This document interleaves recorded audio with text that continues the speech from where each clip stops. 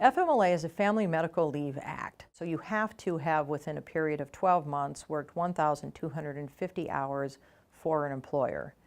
The employers that qualify that have to go by FMLA have 50 employees or more within a 75-mile radius. So very small businesses do not have to go by FMLA.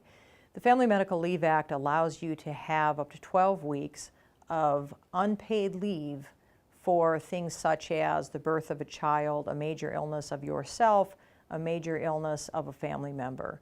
What people should know is you don't have to take FMLA leave all at once. So if you are being treated for cancer and you can work part-time, but then you have to take some time off to go have chemo treatments and then you're ill for a couple days after that, you can actually take the FMLA days at a time up to that 12 weeks. And I think people often mistakenly think that you have to take all 12 weeks at a time. So it's very helpful to cancer patients because they can take it as they're being treated for cancer. People often ask whether they can be asked to use their vacation and sick time while they're on FMLA. FMLA is an unpaid leave, but employers can ask you to use your vacation and sick leave if it's in their policies, if it's within the policies of that particular business.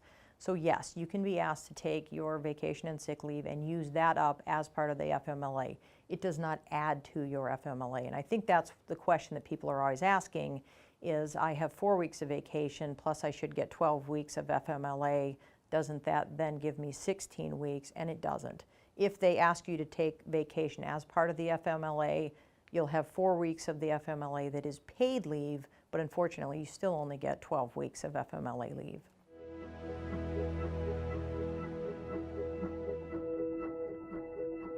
I often get calls from people who are still ill after 12 weeks and they don't think they can return to work, and they ask what happens at their employer once they can't go back after the 12 weeks. Unfortunately, they never like my answer, which is you can actually be terminated from your employment if you can't return after the 12 weeks. The FMLA is meant to be a balancing act between the rights of the employee to be ill and take care of themselves, but also not to be an undue burden on the employer. So not to have a person who's going to be gone for an extended period of time and not coming back. So unfortunately, the employer can terminate you if you are unable to return after 12 weeks.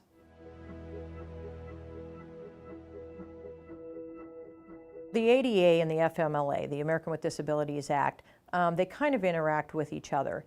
The ADA, in order for an employer to qualify for that, they only have to have 15 employees. And as long as they can accommodate the employee without it being an undue burden, and that's kind of a wide term and one that the employer has to figure out, as long as the employer can accommodate you without it being an undue burden, then they are required to accommodate you to return to work if you are considered disabled, and not a Social Security disability, but a disability that it's a different level of disability. If you are still considered disabled and you specifically ask for an accommodation, they're required to accommodate you as long as it's not an undue burden to them.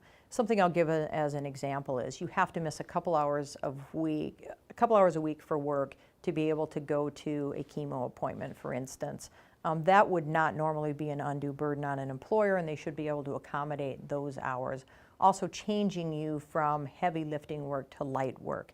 That is something that's considered a reasonable accommodation under the American with Disabilities Act. So even if under FMLA you're still getting treated, it is possible to ask for a reasonable accommodation under the American with Disabilities Act and return to work.